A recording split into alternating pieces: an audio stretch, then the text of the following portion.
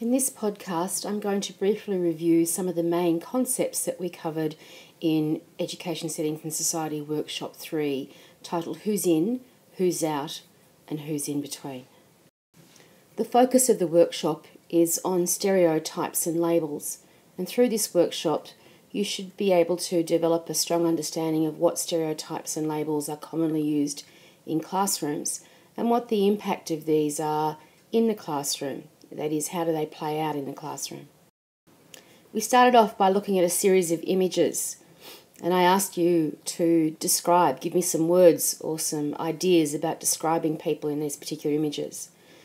And what was surprising was how, when we unpacked who these people really were, the remarkable things that they did that we can't know from looking at somebody's external appearance. From the founder of Surf Aid up here, a charitable organisation based around the surf culture, to the founder of the Fistula Hospital in Addis Ababa in Ethiopia, to Sean Wilmore, who 10 years ago decided to protect the protectors, the rangers who patrol national parks in various parts of Africa to save endangered wildlife. Hedy Lamarr, a famous Hollywood glamour actress, but also instrumental in inventing what is now the underlying technology that supports our wireless communications. And Aboriginal elders who, in addition to being a dancing man, a traditional Aboriginal, has also been named Australian of the Year. So applying stereotypes can be unhelpful because it's hard to know somebody just through their external appearance. We also looked at a couple of recent advertisements that seem to perpetuate gender as a stereotype. In these two ads, the boys dreamed of growing up to be policemen and firemen and racing car drivers, whilst the girls preferred to be ballerinas and butterflies and princesses. And we talked briefly about how gender plays a significant role in the classroom and how, as teachers, we are faced with children who perpetuate these stereotypes that are played out in the media, and that without careful selection of curriculum resources, we can also inadvertently perpetuate gender stereotypes ourselves through our choice of curriculum resources in the classroom. Have a look at the books in the classroom and see how many of the girls wear pretty pink dresses and the boys are full of mud and dirt. We also talked about the definition of a stereotype. That's an oversimplification that forms incomplete and inaccurate beliefs about groups of other people. Rather than being individual judgments, stereotypes are generally things that are held by wide sections of a population. And they form very solid impressions of people.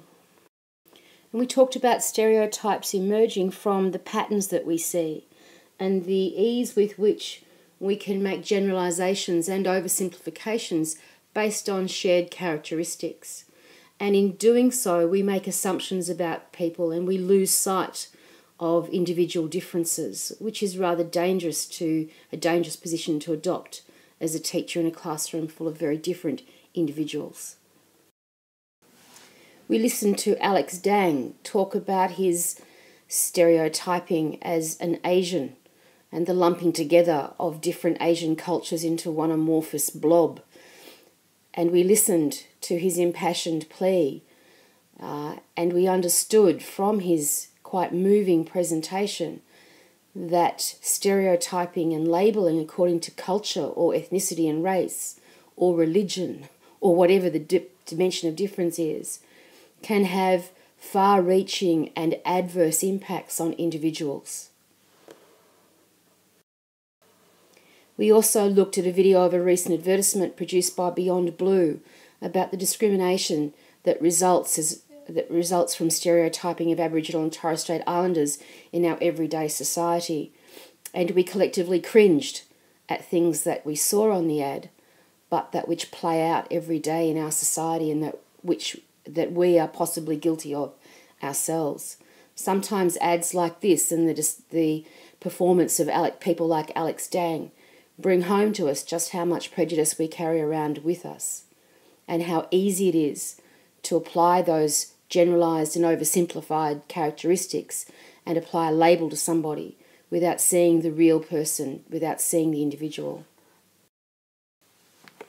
Whilst much of our course to date has focused on culture as a dimension of difference, we talked also fairly extensively about other forms of stereotyping and labelling that plays out in a school ground and in the classroom. That gender is an important stereotype that plays out.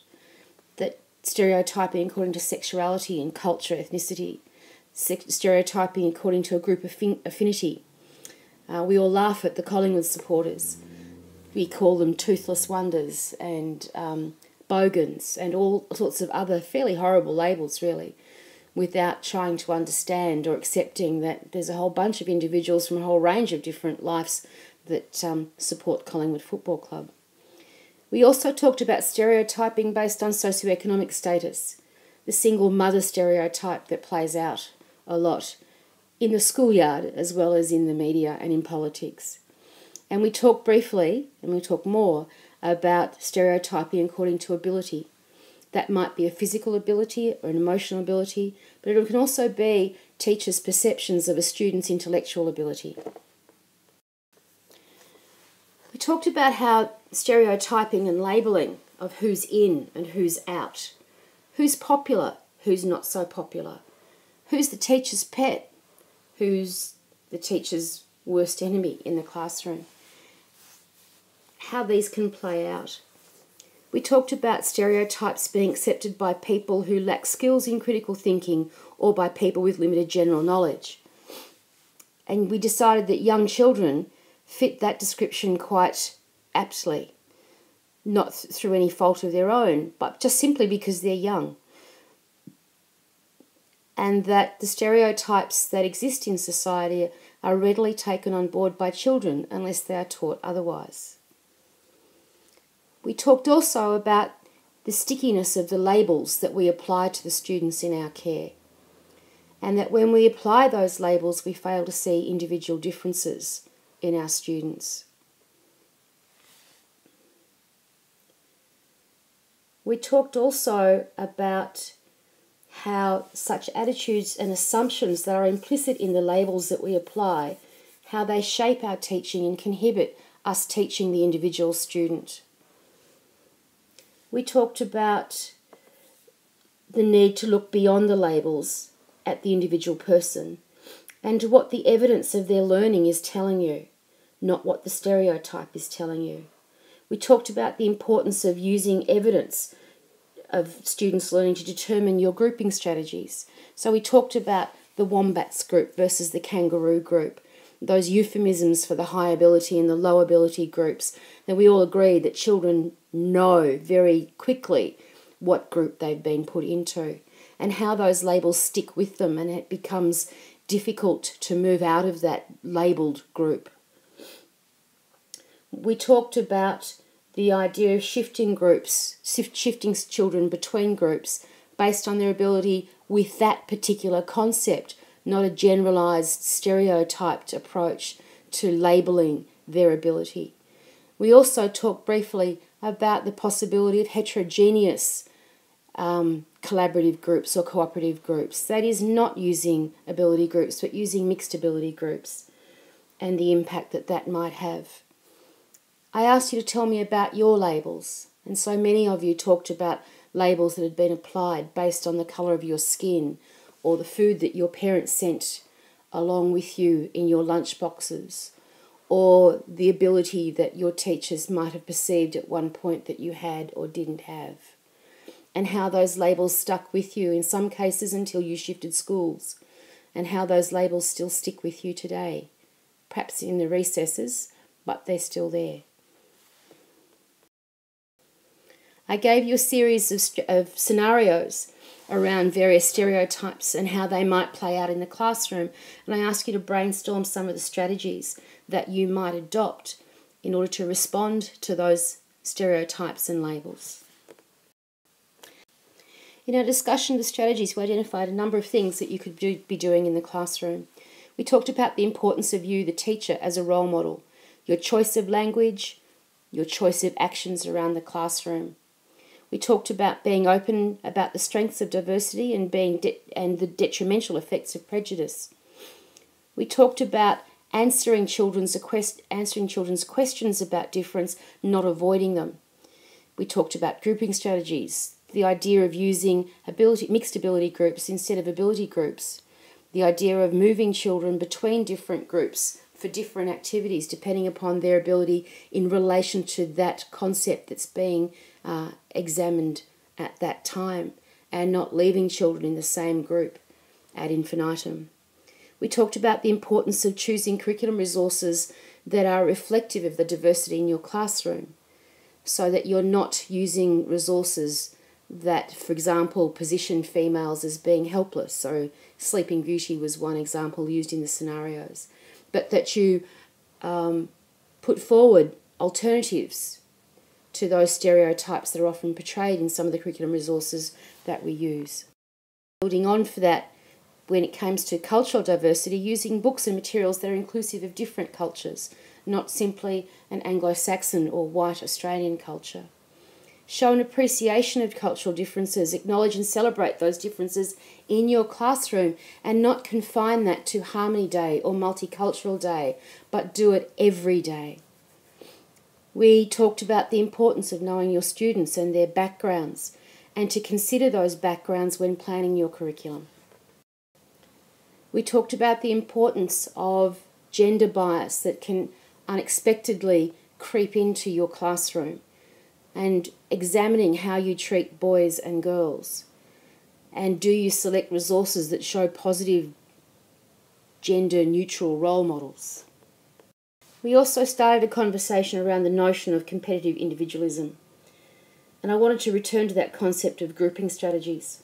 Classrooms are often perceived as competitive spaces, with students striving for recognition from the teacher or from their peers. Classrooms can also foster a sense of competition amongst groups. For example, whose table wins the most house points for their behaviour? Which group scores the highest in the maths game? This sense of competition is seen favourably by those teachers and those students who enjoy a competition and who are used to winning. But what of the student who doesn't have that competitive drive? And what of the student or the students who are then seen as not the winners, that is, seen as the losers? Does this foster a sense of failure in those students? Does it accentuate those who are in and those who are out? Does it foster a sense of antagonism when the student who is less able is perceived as dragging down the efforts of the more able groups? Competition is a very Western way of being, based on values of individualism. By contrast, Eastern ways of being would emphasise collectivism to a far greater extent. What happens in a classroom when these ways of being rub up against each other? What approach do you take to your own studies here at university when you're placed in a group? And we do that a lot at RMIT. Is your worldview one of competitive individualism, or are you more concerned with the overall community of learners? What's been your reaction to working with a buddy? Have you seen them as dragging you down? Or have you seen your buddy as possibly someone for whom the Australian classroom is an overwhelmingly different and unfamiliar place, or for whom the language of the classroom is indecipherable, or who struggles to grasp the concepts that we teach as quickly or as deeply as you? What's been your own response to how that might have affected your buddy? We wanted you to reflect on your own values and what does this say about you.